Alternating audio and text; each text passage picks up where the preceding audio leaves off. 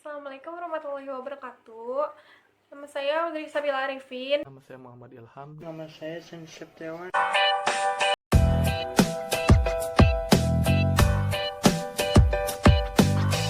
Saya dengan dua rekan saya akan mempresentasikan tentang Ilmu bantu dalam mempelajari ilmu hukum. yang pertama ada sejarah hukum. Sejarah hukum adalah bidang studi hukum yang mempelajari tentang perkembangan atau asal-usul hukum dalam masyarakat tertentu. Sejarah hukum dibedakan menjadi dua, yaitu sejarah hukum ekstern yang ruang lingkupnya adalah perkembangan secara menyeluruh tentang hukum positif tertentu. Objek khususnya adalah sejarah pembentukan hukum atau pengaruh sumber-sumber hukum dalam arti formal pada periode tertentu. Selanjutnya adalah sejarah hukum intern. Sejarah hukum intern ini ruang lingkupnya adalah lembaga-lembaga hukum dan pengertian hukum dari bidang hukum pada periodisasi tertentu. Yang kedua adalah sosiologi hukum. Sosiologi hukum adalah salah satu cabang ilmu pengetahuan yang secara empiris dan analitis mempelajari hubungan timbal balik antara hukum sebagai gejala sosial dengan gejala-gejala sosial lainnya. Secara terminologis, hukum dalam sosiologi hukum bukan berarti ilmu hukum, melainkan berbagai bentuk kaidah sosial atau norma, perilaku, aturan, kebijakan, dan lain-lainnya yang berfungsi untuk mengatur kehidupan manusia dalam bermasyarakat, bertindak untuk dirinya sendiri dan orang lain, dan juga perilaku-perilaku lainnya yang menyangkut kehidupan berbangsa dan bernegara. Perbandingan hukum. Perbandingan hukum adalah suatu pengetahuan atau metode untuk mempelajari ilmu hukum dengan mengkaji lebih dari satu sistem hukum, melainkan dari beberapa sistem hukum, yaitu adalah diantaranya kaidah hukum, aturan hukum, jurisprudensi, dan juga pendapat menurut para ahli yang kompeten dalam ilmu hukum. Terus juga ada beberapa persoalan yang sering dihadapi oleh pembanding hukum, yang pokoknya adalah persoalan bahasa yang berbeda, terus perbedaan klasifikasi dan juga kualifikasi hukum. Terus juga ada perbedaan hukum tertulis dan hukum tidak tertulis. Terus juga kecenderungan sikap a priori atau sikap yang menganggap hukum tertentu itu yang lebih unggul. Terus juga perbandingan hukum sebagai metode. Perbandingan hukum sebagai metode ini adalah perbandingan hukum yang dianggap sebagai suatu cara untuk menjelaskan ilmu hukum secara komprehensif dengan mengkaji sistem hukum, kaidah hukum, peranata, dan juga sejarah ilmu hukum di berbagai negara. Terus juga ada perbandingan hukum sebagai ilmu. Perbandingan hukum sebagai ilmu ini perbandingan hukum yang disusun secara sistematis dan analitikal dengan metode dan juga ruang lingkup yang dapat dipertanggungjawabkan secara keilmuan.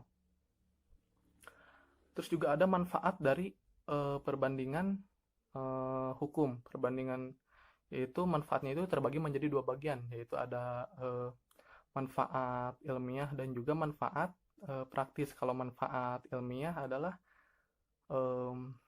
jadi dengan mempelajari perbandingan hukum, kita dapat mengetahui persamaan-persamaan dan juga perbedaan-perbedaan dari sistem hukum yang sudah dibandingkan. Terus kalau misalnya manfaat dari praktis adalah jadi dapat mempermudah kita dalam pembuatan perundang-undangan dan juga perbaikan yang praktis terhadap hukum. Selanjutnya adalah antropologi hukum. Antropologi secara bahasa adalah antropos yang artinya manusia dan logos yang artinya ilmu pengetahuan. Jadi antropologi hukum adalah ilmu yang mempelajari pola-pola sengketa dan penyelesaiannya, baik pada masyarakat yang sederhana maupun pada masyarakat yang sedang mengalami modernisasi.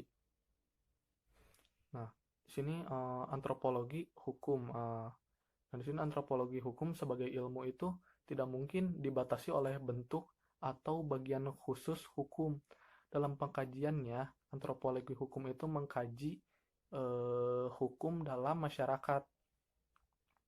Jadi hubungan antara manusia dengan manusia serta interdependensi berbagai bentuk normatif gitu, lembaga-lembaga serta hubungan-hubungan dengan perilaku. Nah, di sini dalam pengkajiannya itu manusialah sebagai objek utama dalam penelitian antropologi hukum. Ya, jadi masalah hukum itu bukan semata-mata masalah yang normatif saja, sebagaimana yang terdapat dalam perundang-undangan, atau masalah hukum merupakan pola ulang perilaku yang sering terjadi sebagaimana yang terdapat dalam hukum adat.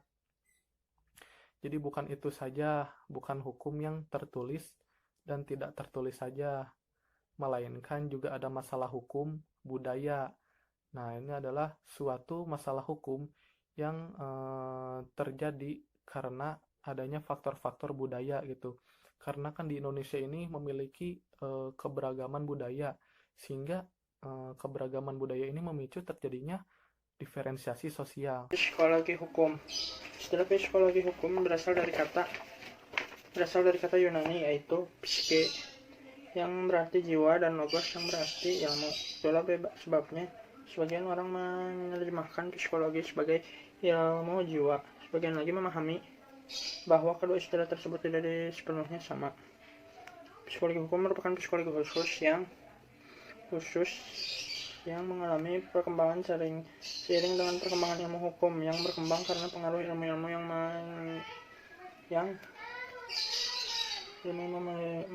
yuridis, misalnya tujuan dan kepentingan negara seperti organisasi militer, perpajakan, administrasi kepolisian, dan pemerintahan pada umumnya.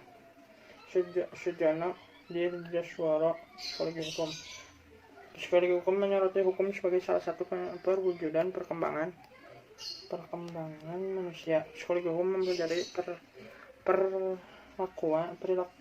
perilakuan atau sikap tindak hukum yang mungkin merupakan perwujudan dari gejala jiwa dan gejala kejiwaan tertentu, dan juga kelandasan kejiwaan dari perilakuan atau sikap tindak tersebut. Psikologi hukum menyoroti hukum sebagai salah satu perwujudan perkembangan manusia. Salah satu sudut yang menonjol pada hukum, terutama sekali pada hukum modern, adalah penggunaannya secara sadar sebagai alat untuk mencapai tujuan-tujuan yang dikehendaki.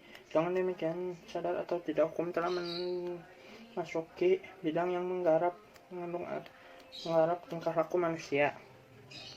Apakah proses yang demikian ini tidak juga mengandung arti bahwa hukum telah memasuki bidang psikologi, khususnya psikologi sosial? Hukum pidana misalnya merupakan pihak yang cukup sering berurusan dengan psikologi ini.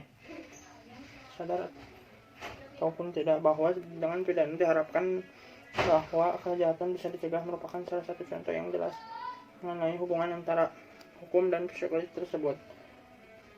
Leon Petragi, seorang ahli filsafat hukum, menggarap unsur psikologis dalam hukum dengan mendudukannya sebagai fenomena hukum itu terdiri dari proses praktis yang unik yang dapat dilihat dengan menggunakan media introspeksi apabila kita mempersoalkan tentang hak-hak. Sekian dari saya. Assalamualaikum warahmatullahi wabarakatuh.